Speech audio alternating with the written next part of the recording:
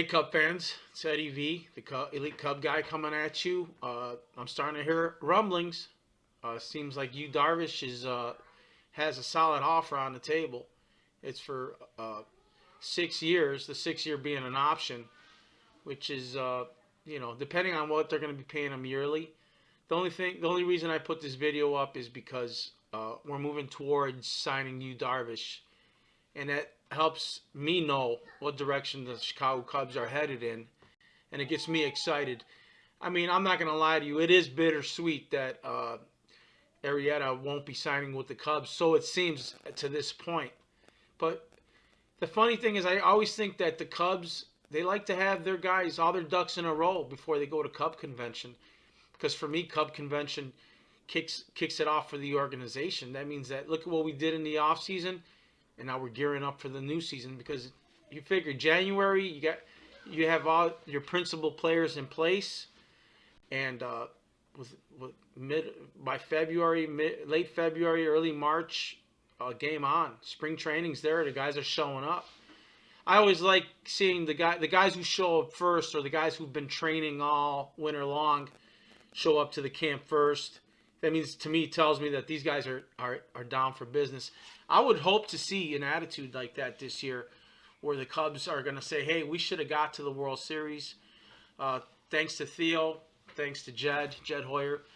He's made some moves, he made some improvements. I really think they're wholesale improvements. Hector Rondon was released. I want to say thank you to Hector Rondon for his years of service. But the thing is, let's be honest, Hector was getting long in the tooth. He wasn't getting it done. And he went to the Astros. I hope it's a new start, a new life for him over there. Hope they can get him dialed in, because he had good stuff, but I don't know if something between the ears or it was his mechanics. He just wasn't getting it done. And as you know, the Cubs have made changes now in their hitting and their pitching. You have Jim Hickey, who's in charge of pitching now. He was with Joe Madden in Tampa. And I want to say we have Chili Davis now as our hitting instructor. And the previous hitting instructor, John Maley, I had gone to high school with John. John's a great guy, and I wish him nothing but the best. I mean, he's like me. He's a South Sider from Chicago who grew up in the Hegewisch neighborhood. And, we went to Mount Carmel High School in Chicago. I don't know how many people know that about Mount Carmel. Mount Carmel's the same school that players like Chris Callaway, Antoine Walker, who else? Donovan McNabb, all these, Simeon Rice, all those big names came out of that high school. And I'm gonna have to add John Maley to that group. And there's a slew of other athletes that I haven't named, but the thing is that I went to school with the guy. I know what he's I know his character. I know he was a good guy back then. I seen what he did with the Cubs. He fulfilled a lifelong dream to be a Cub. Even though he couldn't play for the Cubs, he ended up coaching with the Cubs, which is just as big of a deal. As far as things go with the Cubs going this year, I think that the hitting is going to be a lot better, only because they're a year older and they're a year smarter, a year wiser. They know how pitchers are going to be pitching them. So I'm looking forward to see what Chris Bryant's going to do this year. I really hope that him hanging out with Bryce Harper is going to help him be a better hitter. Because if he becomes better, and then you get Bryce Harper come in the next year, now we're really cooking with gas. That's just exciting to hear. I'm looking forward to see Javi Baez hit for more contact, less strikeouts. That would be a vast improvement with that powerful infielding that he has, that defensive ability, which is spectacular. Even his risky base running skills. I mean, he's a lot of fun to watch on the base pads. When he's stealing second and he slides on and gets his hand in on the back door, or when he misses a sign at third base and he charges for home, and some miraculous way he scores that run. We've seen it time and time again. I'm also looking forward to seeing what Addison Russell is going to do this year. I think that this is going to be a statement year. I think it's going to be a big year for this young man. He went through a lot of personal problems last year, including an injury and including personal stuff going on at home. And let's face it, these guys are human beings, and they're just like me and you. They put their pants on one leg at a time. But the thing is that they got a way cooler job than us, so we got to cut them a little slack. They're in the spotlight, so everything that they do, and they're still young guys, everything they do is magnified 100-fold. So those are the guys that I'm looking to. I'm going to be looking to Wilson Contreras, to do his big thing. Big Willie is going to come up big. He's going to be a catalyst in that offense, and we still don't know who our leadoff guy is. I don't like the way Madden said, like, oh well, we might still use Kyle Schwarber. Kyle Schwarber has to bring his A game. All the lights are focusing on this guy, and I think that he feels it, he wants it, and let's just hope he can do it. That's the biggest thing. Another question on our squad would be Jason Hayward. Last year he improved from the year before, where he was anemic. His batting average and his ability to hit with runners on base was totally anemic. Even though he gave up that awesome speech that sparked the boys in 2016 to come back, to get their heads right, to come back from that deficit. That's not enough. We need the guy to hit. This team is going to be changing, but I know that it's going to be holding on to its core players. And in my opinion, the core players on that Cub team, the guys you can't get rid of, it's going to start with guys like Rizzo. That's number one. I love that guy. That guy is the face of the franchise. Then you got Chris Bryant, and I'm going to say this, Wilson Contreras.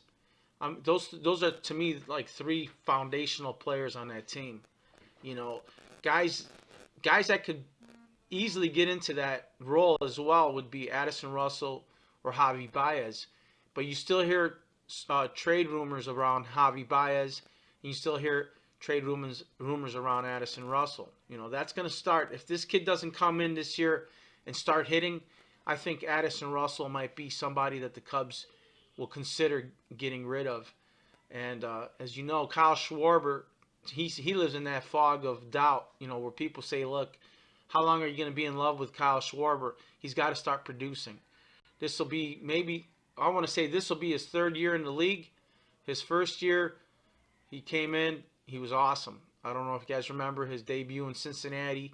And from there, he just would roll out of bed and get you a hit and do something spectacular. And everybody fell in love with him, especially in the playoffs, where he blasted that home run against the Cardinals. And that'll forever be etched in my mind as a Cub fan.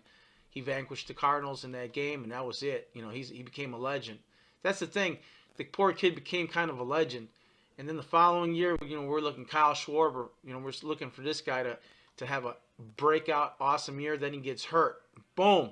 He's out for the season. And again, the legend of Kyle Schwarber. He comes back in the World Series, and he's a beast. He starts hitting. He's an anomaly. Who does that? Who sits out a whole season and then comes in and has some of the biggest games in Cubs history and in baseball history? He did the unthinkable. So there you go. His legend grew. So the third year, which was last year, or this year, 2017, he didn't do as good as he did. I had posted up a video, though. It was July 27th, I want to say, against the White Sox. He hit like 2 home runs, a triple. He was a beast in that game. That's the Kyle Schwarber that I anticipate. That's the Kyle Schwarber I want to see, But is that guy going to come? Does that guy exist? I don't know yet, It's still a work in progress. And, I look forward to seeing what he's going to do this year. But I think that if he don't bring his A game this year, even because he's building up a lot of hype around him, with the working out, slimming down 20 pounds, look, you talking the talk and you walking the walk. Now we got to see what you're all about. And I like his work ethic, but at the end of the day, it has to yield some results. And I like Kyle Schwarber, but I'm not in love with him. So that means that if he does okay, and we could trade him and get some young pitching in here, some young controllable pitching, then I'm all for it. But if he's a beast, and I'm looking for a player that can carry this team, like what Wilson did last year, the second half. Or I want to see Chris Bryant carry the team for a month, and I want to see everybody step up during and throughout the year. And then when we get to the playoffs, just bring it all together and start kicking some ass. So this is what I love about this team. They're a young team. They're still growing together. They're going to be in flux. And the thing is that this team's got its core members, and you're going to have interchangeable pitchers. You're going to bring in pitchers that can pitch their asses off, can grow. That's the thing. You bring in a player that you don't know, and he might have been at a certain level throughout his career. But then what I like is you bring him into a new environment, a new situation. Then he pitches up and over beyond his expectations. And he's like, wow, that guy, he's a lot better than we even could have even imagined. Just like Jake Arrieta. We brought him in. He was a reclamation project. He started pitching. Then he started, whatever they did with him, he became this beast. He became legendary. To me, Jake Arrieta will always be a Cub legend. He won a World Series with us. And for that moment in time, he was the best pitcher in baseball. He was the best pitcher. He had done something that no other pitchers have ever done before with the stats that he was putting up. And that's why even though Jake's leaving us, I'm forever going to be a Jake Arrieta fan. I respect what he did for this team, and I respect what he did for me as a Cub fan. I was able to see that no-hitter in Cincinnati, and every time that guy is on, or whenever he was on, he always came close. There was always a possibility with him to get a no-hitter. And that's how Zambrano used to be, and I'm surprised Carlos didn't have more no-hitters than he had in his history, because I like Carlos Zambrano, even though he had that crazy temper, that crazy Latin temper. Guys on this team that I want to see have some really good pitching performances this year, I'm looking to Kyle Hendricks. Last year, he had a possible chance at a no-hitter, and that got squashed. He's got the stuff. He's got the maturity. If you ever look at the prognosticators, they say that there should be a drop-off with Kyle because of his stuff and his physical makeup. I disagree. You can't discount the heart that guy has. He's a lion. He's got the heart of a lion. Another guy that I'm really looking forward to see get his game finally together is Q. Oh, Q ball. This is it. This is the situation you've been wanting or needing in your career. You left the South Side, and we gave up a great player or a great potential player in signing and getting you, and I really want to see this trade work in our favor.